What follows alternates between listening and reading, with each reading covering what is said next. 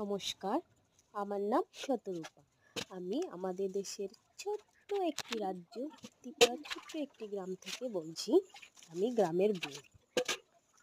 তো সকালবেলায় আমি পুজো দিচ্ছি। সকালবেলা খুব ব্যস্ততার মধ্যে আমার দিনটা কাটে।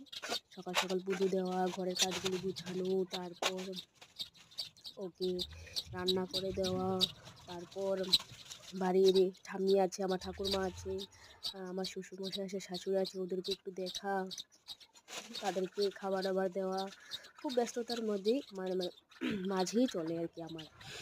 তো আমি আজকে একটু এই প্রথম আমি চেষ্টা করলাম যে আমি একটা ব্লগ বানাই। বলতে পারো সবাইকে দেখে একটু ইন্সপায়ার হওয়া আর কি, যে আমি একটা ব্লগ বানাই। আজকে একটু ফ্রি আছি, ও চলে গিয়েছে অফিসে, রান্না বান্না শেষ, বাড়িতেও তেমন কেউ নেই। তো আমি ভাবলাম যে আজকে একটা ব্লগ বানিয়ে একবার চেষ্টা করে দেখি পারি কি না পারি। তো চেষ্টা করলাম একটা ব্লগ বানানোর।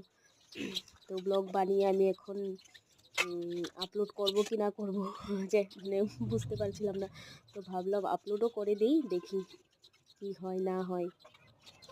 তো এই আর কি, এখন পুজো দিচ্ছি ঠাকুরকে।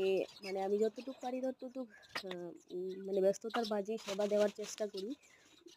সন্ধ্যার সময় আবার দিই, সন্ধ্যার সময় খুব ধীরে সুস্থে দিই, কিন্তু সকাল সকাল আমার খুব তাড়াহুড়া থাকে।